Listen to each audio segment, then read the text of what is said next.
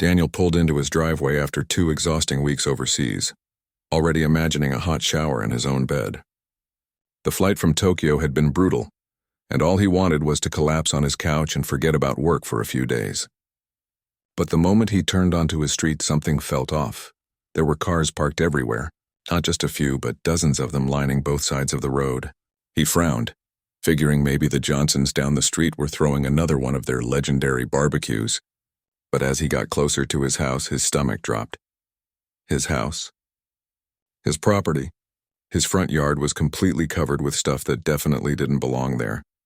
Daniel sat in his car for a solid minute, just staring. White folding chairs were stacked in neat rows across his lawn. There was a massive tent frame lying in pieces near his garden, the one he'd spent 3 years carefully cultivating. Wooden signs with fancy lettering were stuck into the ground, pointing toward his backyard with words like "ceremony this way" and "reception." What in the world was going on? He got out slowly, his jet lag suddenly forgotten as anger started bubbling up. 2 men in work clothes were on his deck, the beautiful deck he'd spent an entire summer building with his own hands. They were taking measurements and marking things with chalk. "Hey!" Daniel shouted, jogging toward them. "What are you doing?" The workers looked up, surprised. The older one, a guy with a gray beard, checked his clipboard. "We're setting up for the wedding on Saturday." "You the homeowner?" "Yeah, I'm the homeowner." "What wedding?" The bearded guy looked confused now. He flipped through some papers and handed one to Daniel. "The HOA gave us the work order. Says right here, 1247 Willow Creek Lane, wedding set up for Saturday at 2 o'clock. Says the owner volunteered the space." Daniel felt his face getting hot. "I never volunteered anything. I've been out of the country for 2 weeks." The 2 workers exchanged glances. The younger one shrugged. "Look, man, we're just doing what we were hired to do. Take it up with the HOA. We got a signed authorization from—" He checked the paper again. "Patricia Morrison, HOA President." Patricia. Of course it was Patricia. Daniel had only lived in Riverside Meadows for 8 months, but he'd already learned that Patricia Morrison ran the Homeowners Association like she owned the entire neighborhood. She was one of those people who thrived on being in charge. The type who'd send you a violation notice if your grass was half an inch too tall, or if you parked your car facing the wrong direction. But this was insane even for her. "I need you guys to stop," Daniel said, trying to keep his voice steady. "Right now. This is my property, and I never gave permission for any of this." The bearded worker sighed and started packing up his tools. "Fine by me. We'll call the coordinator and let them know there's an issue. But heads up, buddy, this wedding is in 2 days. Somebody's going to be real upset about this." Daniel didn't care. Let them be upset. This was his home, his sanctuary, the place he'd saved for years to buy. Nobody got to just take it over without asking. After the workers left, Daniel walked around his property, documenting everything with his phone. The tent materials, the chairs, the signs. There was even a delivery truck pulling up with what looked like a portable dance floor. He sent them away too, showing them his driver's license to prove he owned the house. By the time the sun started setting, he'd turned away 4 different vendors. A florist, a catering company, a lighting crew. Every single one of them had the same story. The HOA said they could set up here. The homeowner had agreed. Everything was arranged, except nothing had been arranged with him. Daniel sat on his front steps, phone in hand, debating his next move. He could call Patricia right now and lose his temper, which would probably get him nowhere. Or he could show up at her office tomorrow morning with documentation and demand answers like a reasonable adult. The reasonable adult approach lasted about 30 seconds before he pulled up. Patricia's number and hit call. She answered on the 3rd ring, her voice dripping with fake sweetness. "Daniel, you're back from your trip. How wonderful." "Patricia, why is there wedding stuff all over my property?" A pause, then, "Yes, my niece is getting married this Saturday, and your backyard has such a lovely view. We thought it would be perfect for the ceremony." "You thought?" Daniel's voice rose despite his best efforts. "Did it occur to you to actually ask me?" "Well, you weren't here, and we needed to move quickly. The venue they originally booked had a plumbing disaster. Consider it your contribution to the community. Everyone helps everyone here in Riverside Meadows." Daniel couldn't believe what he was hearing. "Patricia, you can't just use someone's private property without asking them. That's not how this works. Actually, her voice turned cold. If you read your HOA agreement, Section 12, Paragraph 4, you'd see that the HOA has the right to utilize community spaces for approved events. My backyard isn't a community space. It's my private property. The wedding is already paid for, Daniel. The contracts are signed. If you cause problems now, you'll be liable for all the cancellation fees. I'd suggest you be reasonable about this. She hung up. Daniel sat there, staring at his phone in disbelief. Had that really just happened? Did Patricia Morrison actually just tell him he had to host a wedding for people he'd never met, in his own backyard? Or else he'd be sued? He went inside and pulled out all his HOA paperwork, reading through every single page. Section 12, Paragraph 4 did mention community spaces, but it specifically listed them. The pool area, the clubhouse, the walking trails, the front entrance garden. Nothing about private property. Nothing that gave the HOA the right to do what Patricia was claiming. His phone buzzed. A text from his neighbor across the street, Linda, who he'd chatted with a few times, heard there was some confusion about the wedding setup. Hope you can work it out. Patricia's niece is such a sweet girl. Would be ashamed to ruin her big day. Then another text from a number he didn't recognize. Really? You're going to be that guy? It's one day. Stop being selfish. Daniel felt sick. Somehow, in the span of a few hours, he'd become the bad guy, the neighborhood villain who wouldn't let a nice young couple have their dream wedding. But this wasn't about the couple. This was about someone using his property without permission, without even having the courtesy to ask. This was about Patricia Morrison thinking she could do whatever she wanted because she had a little bit of power. He looked out his window at his backyard, at the space he'd specifically bought this house for. He'd paid good money for this place precisely because it was private, because it had that view, because it was his own peaceful corner of the world, and now someone was trying to take it from him. Daniel didn't sleep much that night. He kept thinking about what Patricia had said, about contracts and liability and being reasonable. He wondered if maybe he should just let it happen, avoid the drama, be the bigger person. But every time he considered it, anger flared up again. This wasn't right. This wasn't legal. And if he let it happen, what would be next? Would Patricia decide his garage was perfect for storing HOA equipment? Would she start hosting board meetings in his living room? No, this had to stop. Tomorrow morning, first thing, he was going to figure out how to fight this. He didn't know how yet, but he'd find a way. This was his home. And nobody, not even the HOA president, had the right to give it away. Daniel woke up Friday morning to the sound of beeping trucks backing up his driveway. For a confused second, he thought he was dreaming. Then reality crashed back in. The wedding. Patricia. His backyard being stolen right out from under him. He threw on yesterday's clothes and ran outside. Sure enough, there were 3 commercial vans parked in front of his house. People were unloading equipment like they owned the place. Portable kitchen units, stacks of white linens, boxes that probably contained dishes and silverware. Stop, Daniel yelled, running down his front steps. You can't be here. A woman with a clipboard turned around, looking annoyed. Are you Daniel? The homeowner? Yes, and I never authorized any of this. She sighed like she'd been expecting this. Look, we got our work order from the HOA. We were told everything was cleared. If there's a problem, you need to take it up with them. We're just trying to do our job. Your job is trespassing on private property. The woman pulled out her phone and made a call. Within minutes, Daniel's phone started ringing. Patricia, of course, Daniel, she said, her voice tight with barely controlled anger. You're making this very difficult. The vendors are calling me saying you're refusing them access. I suggest you step aside and let them do their work. I suggest you cancel this wedding. Daniel shot back. You had no right to schedule it here in the first place. The deposits have been paid. The contracts are signed. If you interfere, you will be held financially responsible for every penny of the cancellation costs. We're talking about $20,000, Daniel. Is your stubbornness really worth that? His blood ran cold. $20,000? Could she actually do that? I'm calling the police, Daniel said. Go ahead, Patricia replied smoothly. They'll tell you it's a civil matter. Have a nice day. She hung up again. Daniel wanted to throw his phone across the yard, but he did call the police. Officer Reynolds showed up 20 minutes later, listened to both sides of the story, and delivered exactly the news Patricia had predicted. This is a civil dispute, sir. The HOA claims they have authorization. You claim they don't. That's something you'll need to resolve through the courts or with lawyers. I can ask these folks to hold off on any work until you figure it out, but I can't arrest anyone. The vendors agreed to leave, but they weren't happy about it. Daniel could hear them on their phones as they drove away, probably telling Patricia about the crazy homeowner who was ruining everything. As soon as they were gone, Daniel started making calls. He needed a lawyer, and he needed one fast. The first law office he called couldn't see him until next week. The second one said they don't handle HOA disputes.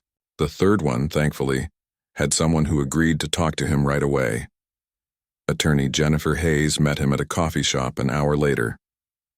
She was younger than he expected, but she seemed sharp.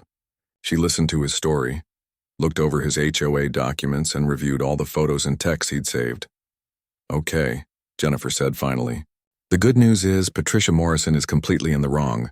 She has zero legal authority to use your private property for any event without your explicit written consent. The HOA agreement is very clear about what constitutes community space, and your backyard isn't on that list." Daniel felt a wave of relief. "So I can stop them?" "Legally, yes. Practically?" Jennifer made a face. "That's where it gets complicated. Getting an emergency restraining order by tomorrow would be tough. The judge who handles these cases is out of town at a conference.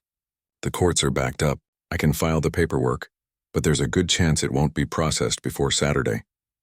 So what do I do? Just let a bunch of strangers have a wedding in my backyard? That's one option. Let it happen. Document everything and sue afterward. You'd probably win, but your property would still be invaded. And there's guaranteed to be some damage. Trampled grass at minimum, possibly worse." Daniel shook his head. "No way. There has to be another option." Jennifer leaned back in her chair, thinking. "There is one thing.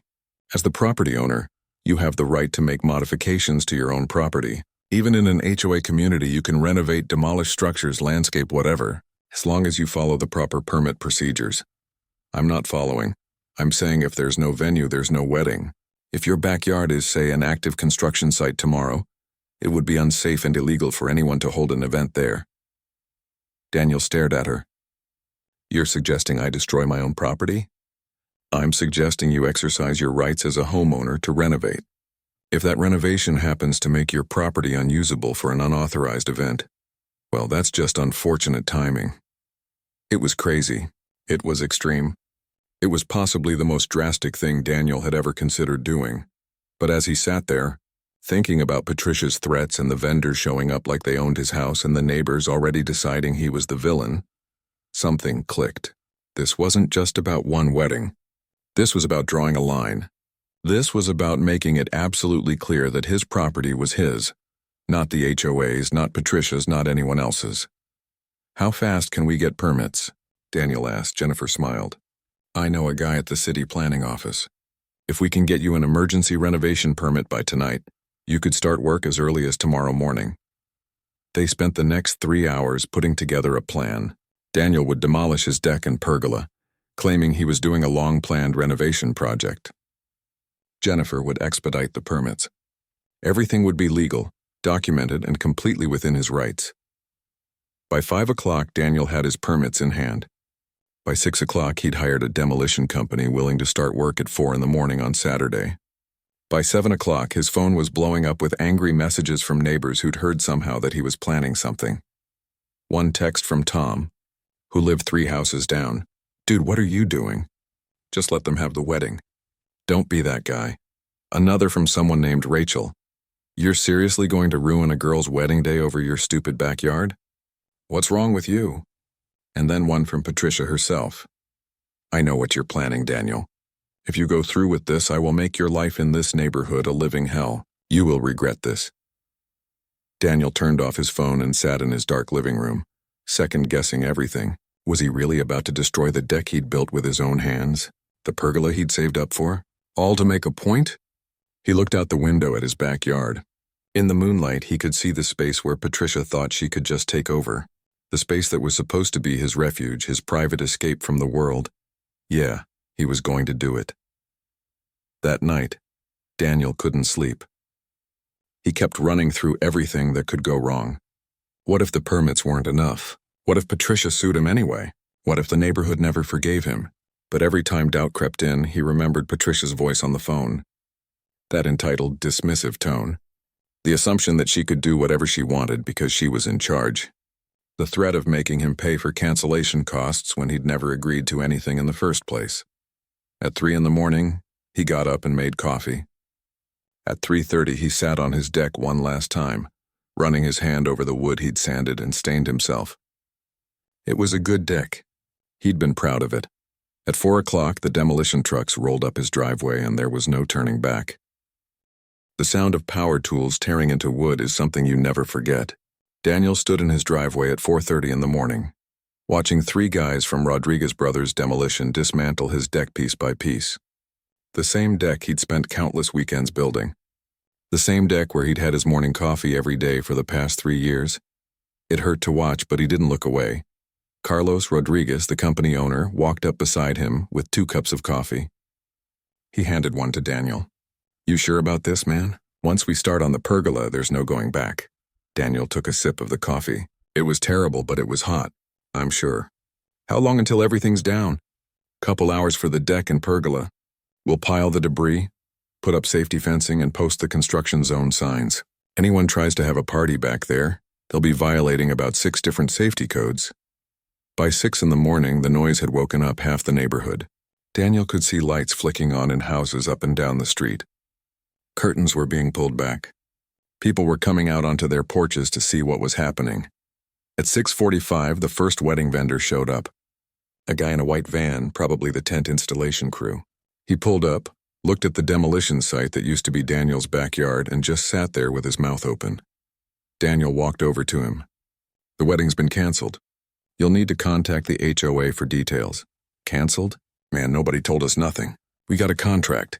Take it up with Patricia Morrison.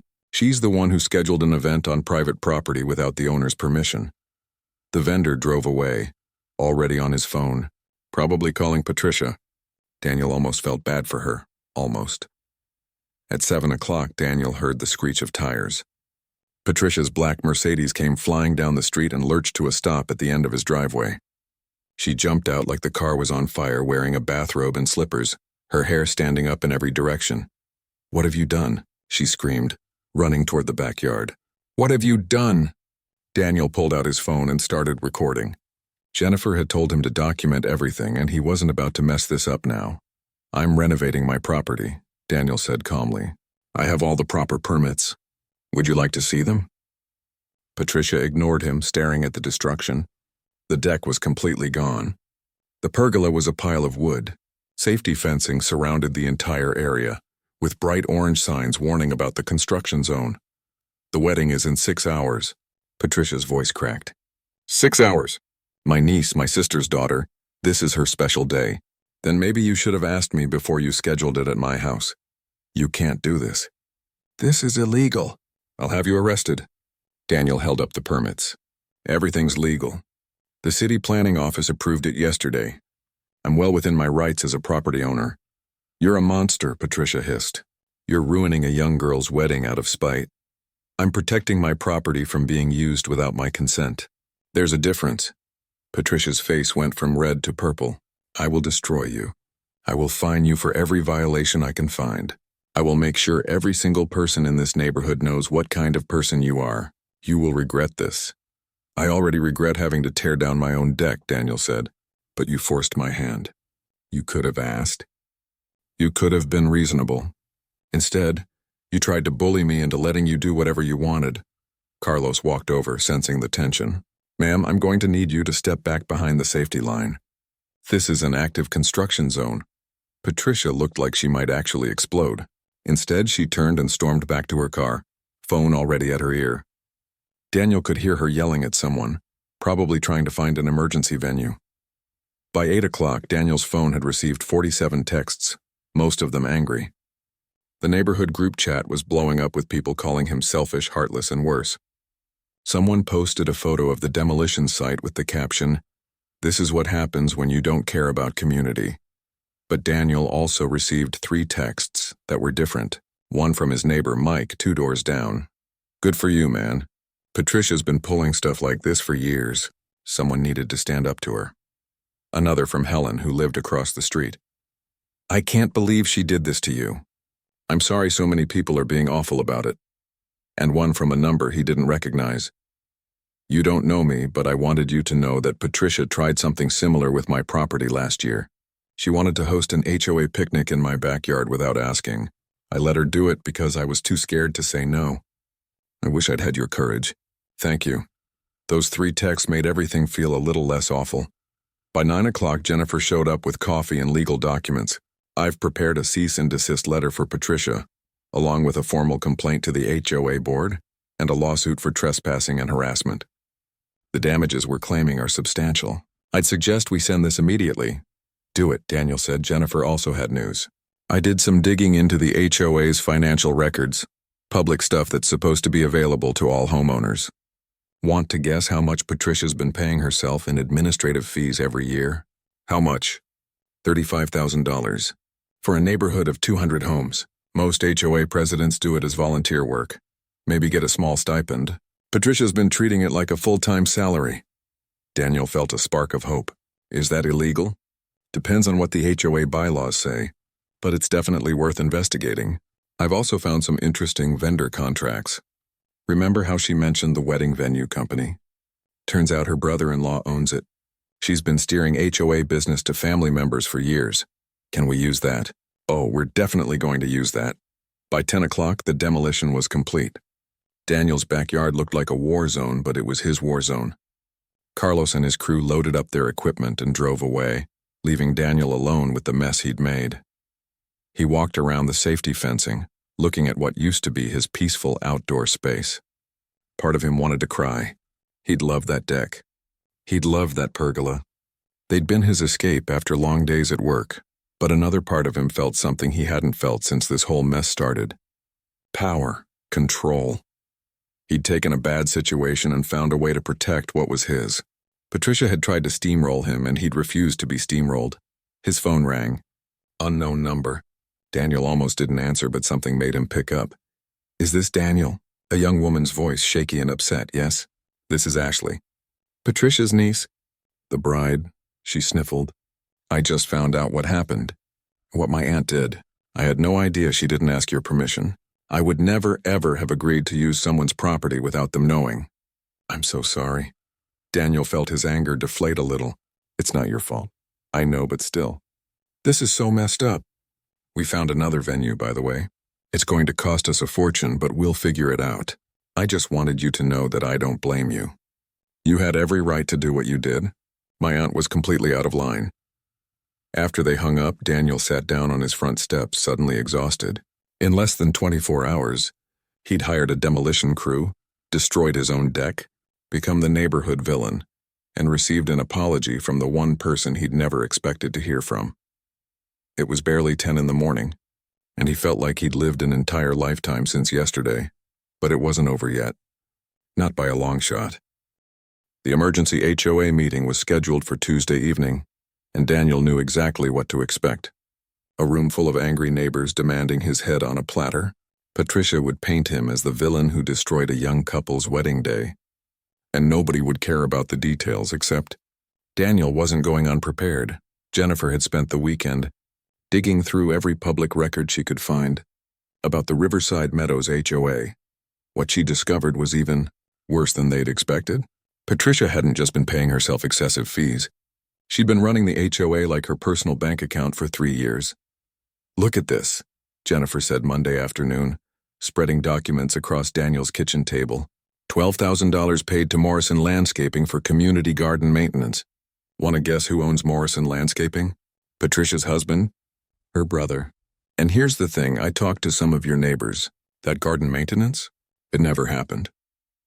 The flowers in the community entrance? Neighbors have been planting and maintaining those themselves because nobody from any landscaping company ever showed up. Daniel felt sick. How much total are we talking about? From what I can piece together from public records? At least $78,000 over 3 years. Could be more once we get access to the full books. That's embezzlement. That's exactly what it is. And here's the beautiful part. Tomorrow night, when Patricia tries to destroy you in front of everyone, we're going to destroy her right back. With facts, Monday was torture. Daniel didn't leave his house except to check the mail. Every time he did, he saw neighbors glaring at him. Someone had put a sign in their yard that said, "Community over selfishness."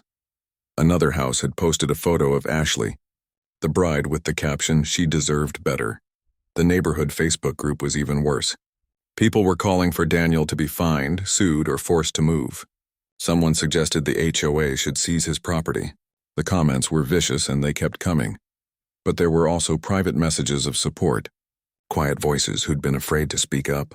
A woman named Carol who said Patricia had threatened to fine her $5,000 for having the wrong color mailbox. A guy named Robert who said Patricia had used HOA funds to repair her own roof. A couple named the Hendersons who said they'd been trying to get financial records from Patricia for 2 years and kept being told they weren't available. Jennifer told Daniel to save everything. Every message, every comment, every threat. It would all be useful. Tuesday evening arrived. Daniel put on his best suit, grabbed his folder of documents, and drove to the community clubhouse. His hands were shaking. The parking lot was packed. It looked like the entire neighborhood had shown up. Daniel took a deep breath, grabbed his stuff, and walked inside. The room was set up theater style, with rows of chairs facing a table at the front where Patricia sat with 2 other board members. Every seat was full, maybe 150 people, and the energy in the room felt hostile. People turned to stare as Daniel walked in. Nobody smiled. He found a seat in the back row. Jennifer slipped in beside him a minute later, carrying her own briefcase full of ammunition. Patricia called the meeting to order. She looked perfect, dressed in a navy suit with her hair done professionally. She looked like someone in control, someone competent, someone who had the moral high ground. "Thank you all for coming on such short notice," Patricia began. "As you know, we're here to address a very serious matter. One of our residents, Daniel Cooper, deliberately sabotaged a community event this past Saturday, causing tremendous emotional and financial harm to my family and to the reputation of our neighborhood." People were nodding. Someone in the middle row said, "Shame on him," loud enough for everyone to hear. Patricia continued, her voice taking on a sad, disappointed tone. "I've served this community faithfully for 3 years as your HOA president. I've worked tirelessly to improve our property values, maintain our standards, and create a sense of belonging. And in return, one person decided that his petty grievances were more important than a young couple's wedding day." More nodding. Daniel felt his face getting hot. "Therefore," Patricia said, "I'm proposing an immediate fine of $50,000 against Daniel Cooper for destruction of community aesthetic, interference with approved events, and bringing disrepute to Riverside Meadows." All in favor? Hands shot up all over the room. Daniel's heart sank. "Any opposed?" Patricia asked smugly. 3 hands went up. Just 3 out of 150 people. "Motion carries," Patricia said. "Furthermore, I'm recommending that Mr. Cooper be placed under special oversight with monthly property inspections and—" "Point of order." Jennifer stood up, her voice clear and professional. "I'm Jennifer Hayes, attorney representing Daniel Cooper. Before we proceed with any fines or sanctions, I'd like to present some information that's relevant to this matter." Patricia's smile faltered. "This is a closed HOA meeting. Actually, according to your own bylaws, any homeowner has the right to present information relevant to a vote. And since Mr. Cooper is a homeowner and I'm representing him, I have that right. Unless you'd like to violate your own rules in front of 150 witnesses." Patricia's jaw tightened, but she gestured to the front of the room. "Fine. You have 5 minutes." Jennifer walked to the front and plugged her laptop into the projector. Daniel's hands were sweating. "Let me start," Jennifer said, by explaining what actually happened last week. Patricia Morrison scheduled a wedding at Daniel's private property, without his knowledge or consent. He was out of the country and returned to find vendors setting up for an event he'd never approved. Murmurs in the crowd. A few people looked confused. Jennifer clicked to the next slide showing the HOA bylaws. Section 12, paragraph 4, which Mrs. Morrison cited as her authority, specifically lists community spaces. The pool, the clubhouse, the walking trails. It does not anywhere give the HOA authority to use private residential property without owner consent. Mrs. Morrison committed trespassing and fraud. That's a lie. Patricia stood up. "He volunteered his property." "Really?" Jennifer clicked to another slide. "Because I have sworn statements from 4 different vendors saying you told them the owner had agreed, but Daniel was never contacted. I also have phone records showing you never called him, and email records showing you never sent him a message. So when exactly did he volunteer? Patricia's face went pale. He was notified through the normal channels. What channels? Show me one piece of documentation that Daniel ever agreed to host this wedding. Silence. Patricia sat back down. Jennifer wasn't done. She clicked to the next slide showing financial records. But that's not even the interesting part. See, while investigating this matter, I discovered some fascinating things about how the HOA has been managed. For instance, Mrs. Morrison pays herself $35,000 annually in administrative fees. For comparison, HOAs of similar size typically pay their presidents between $0 and $5,000 per year. People were sitting up straighter now, paying attention. Here's another interesting one, Jennifer continued. $12,000 paid to Morrison Landscaping for community maintenance. Except the owner of Morrison Landscaping is Mrs. Morrison's brother, and according to multiple residents I've spoken with, that maintenance never actually happened. Now people were murmuring. Daniel saw several neighbors whispering to each other. Jennifer pulled up more slides. The roof repair paid for with HOA funds that happened to be on Patricia's house. The consulting fee from the wedding venue company owned by Patricia's brother-in-law. The catering contract for HOA events that always went to Patricia's cousin's company, at twice the normal rate. In total, Jennifer said, I've documented at least $78,000 in questionable expenses over the past 3 years. Money that came from your HOA dues, money that was supposed to be maintaining your community. The room had gone completely silent. Patricia was white as a sheet. Now, Jennifer said, let's talk about that $50,000 fine you just voted on. Because here's the thing. Daniel was exercising his legal right as a property owner to renovate his property. He had proper permits. Everything was legal. You can't fine someone for making legal improvements to their own home. And if you try, Daniel will sue the HOA, and given what I've just presented, I think you can guess who's going to win. Someone in the middle of the room stood up. It was Mike, Daniel's neighbor. I want to see the full financial records. All of them. From the past 3 years. I second that, Helen called out from across the room. We need an independent audit, someone else added. Patricia tried to speak, but her voice came out as a croak. These are lies. She's making this up to distract from— I have documents, Jennifer interrupted. Public records, vendor contracts, bank statements, all available for anyone who wants to review them. I'll be filing an official complaint with the State Attorney General's office tomorrow morning regarding the misuse of HOA funds. The room erupted. Everyone was talking at once. Some people were angry at Patricia. Others were defending her. Others were demanding answers. One of the other board members stood up and walked out, shaking his head. Through it all, Daniel sat quietly, watching Patricia's empire crumble around her. Someone called for a vote. Patricia was removed as HOA president by a vote. 3 months later, Daniel sat on his brand new deck with a beer in his hand, watching the sunset paint his backyard in shades of orange and gold. The new deck was bigger than the old one, with better wood and a design that included a built-in bench and planters. It had cost him a fortune, but it was worth every penny. The forensic accountant the HOA hired had finished her investigation. The final number was worse than anyone expected. Patricia had embezzled just over $93,000 over 3 years. Creative accounting, fake invoices, payments to companies that didn't exist or were owned by relatives. She'd been running a sophisticated scheme right under everyone's noses. The criminal charges came quickly after that. Fraud, embezzlement, misuse of funds. Patricia took a plea deal to avoid trial. She paid back every penny she'd stolen, forfeited her home to cover additional damages, and was sentenced to 2 years probation, with 6 months already served. She was also permanently banned from serving on any HOA board in the state. Her husband divorced her 2 months into the scandal. The neighborhood had changed after that night. The new HOA board actually read the bylaws and followed them. They implemented financial oversight procedures. Every expenditure over $500 now required 3 board member signatures and was posted publicly for homeowners to review. They also formally apologized to Daniel.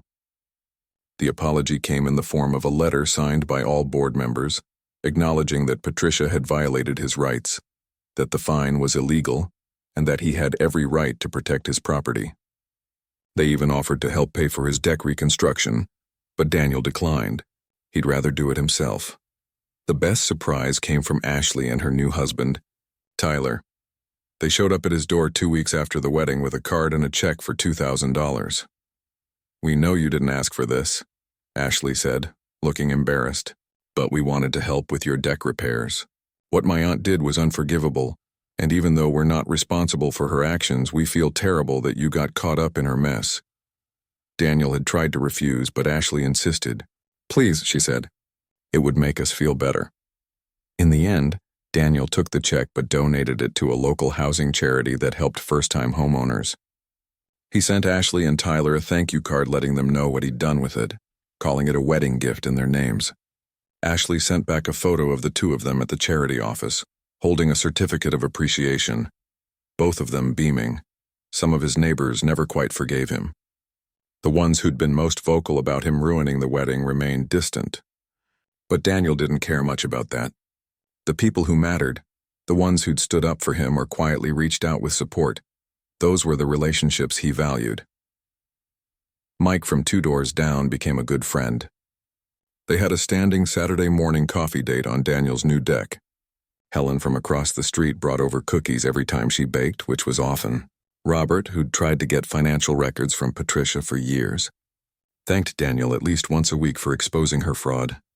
The most unexpected friendship came from Carol, the woman who'd been threatened with a $5,000 fine over her mailbox color. She'd been too scared to speak up during the meeting, but she sent Daniel a long email afterward, explaining how Patricia had terrorized her for 2 years. She'd been considering selling her house just to escape the constant harassment. Now Carol was thriving. She'd painted her mailbox bright purple just because she could, and nobody said a word. She and Daniel started a neighborhood garden club, actually getting permission from the HOA to use community space for raised beds. 10 families joined. It became one of the most popular community activities in Riverside Meadows. The biggest change was the neighborhood culture. People started questioning things instead of blindly following leadership. When the new board proposed painting all the houses the same color scheme, homeowners actually showed up and voted it down. When someone suggested mandatory landscaping standards, people reminded the board about property rights and individual choice. Daniel's demolition had done more than save his backyard. It had woken up an entire community. One evening in October, Tom from 3 houses down knocked on Daniel's door. Tom had been one of the people sending angry texts during the wedding debacle, telling Daniel not to be that guy. "Can we talk?" Tom asked, looking uncomfortable. Daniel invited him onto the new deck and offered him a beer. They sat in silence for a minute before Tom finally spoke. "I owe you an apology," he said. "A real one. I was one of the people who sent you awful messages. I called you selfish. I told people you were crazy for tearing down your own deck. I was wrong." Daniel took a sip of his beer. "You weren't the only one." "I know, but that doesn't make it right. The thing is, I was scared of Patricia. She'd threatened to fine me a few years ago over some stupid violation, and I just went along with whatever she wanted after that. When she said you were ruining the wedding, I believed her because it was easier than standing up to her. I'm ashamed of that. She fooled a lot of people. Yeah, but I should have asked more questions. I should have listened to your side before jumping on the hate train. So I'm sorry. And I wanted you to know that what you did, standing up to her even when everyone turned against you, that took guts. You saved this neighborhood from a tyrant, and some of us are just now realizing that." They shook hands. Tom left shortly after, but something had shifted. More people started coming around, offering similar apologies, admitting they'd been wrong. Daniel forgave them all. Holding grudges took too much energy, and life was too short. By November, his backyard was completely finished. The new deck, a rebuilt pergola with climbing roses, new landscaping, and a small fire pit area where he could sit on cool evenings. It was better than before, and it was entirely, completely, undeniably his. Jennifer stopped by one afternoon to drop off the final legal documents. Patricia's lawsuit against Daniel had been dismissed with prejudice, meaning she could never file it again. The HOA had officially closed its investigation and cleared him of any wrongdoing. The cease and desist order remained in effect. "You know," Jennifer said, looking around the backyard, "when you first called me, I thought this was going to be a nightmare case. HOA disputes usually are, but you handled it perfectly. You documented everything, you followed the law, and you didn't back down when things got ugly. I just didn't want strangers having a wedding in my yard. Daniel said with a smile. You did more than that. You exposed corruption and taught this neighborhood an important lesson about standing up for what's right. Not bad for a guy who just wanted to protect his deck. That evening, after Jennifer left, Daniel sat in his favorite spot on the new deck and thought about everything that had happened. The shock of coming home to wedding preparations. The anger at Patricia's entitlement. The fear when the whole neighborhood turned against him. The satisfaction of watching her exposed for what she really was. He thought about the deck he'd destroyed, the one he'd built with his own hands and loved. It had hurt to lose it, but in destroying it he'd protected something more important, his autonomy, his rights, his refusal to be pushed around by someone who thought power meant control over other people's lives. The new deck was beautiful, and he'd enjoy it for years to come. But the real victory wasn't the deck. It was knowing that he'd stood his ground when it mattered, even when it cost him something precious, even when everyone said he was wrong. A message popped up on his phone. The neighborhood group chat, which had become much more positive lately. Someone had posted a photo of the newly renovated community entrance with flowers that residents had actually planted together. Carol had organized it, and it looked amazing. Helen had commented, "This is what community looks like when we work together instead of being ruled by fear." Mike added, "Thanks to Daniel for reminding us we have rights and voices." Daniel smiled and put his phone away. He didn't need the recognition, but it was nice to know that something good had come from his stand. As the sun set behind the trees, painting everything in purple and gold, Daniel raised his beer in a quiet toast. To property rights, to standing up for yourself, to neighbors who learn from their mistakes, and to the deck that had to die so that freedom could live. His phone buzzed one more time. A text from Ashley. "Tyler and I drove by your neighborhood today and saw your new deck from the street. It looks amazing. Hope you're enjoying it, and thank you again for everything. The stand you took changed more than just your situation." Daniel texted back, "Enjoy your marriage. And next time someone wants to use your property for something, remember to ask first." She sent back a laughing emoji and a thumbs up. Daniel leaned back in his chair, feet up on the new railing, and breathed in the cool autumn air. His backyard was quiet. His home was safe.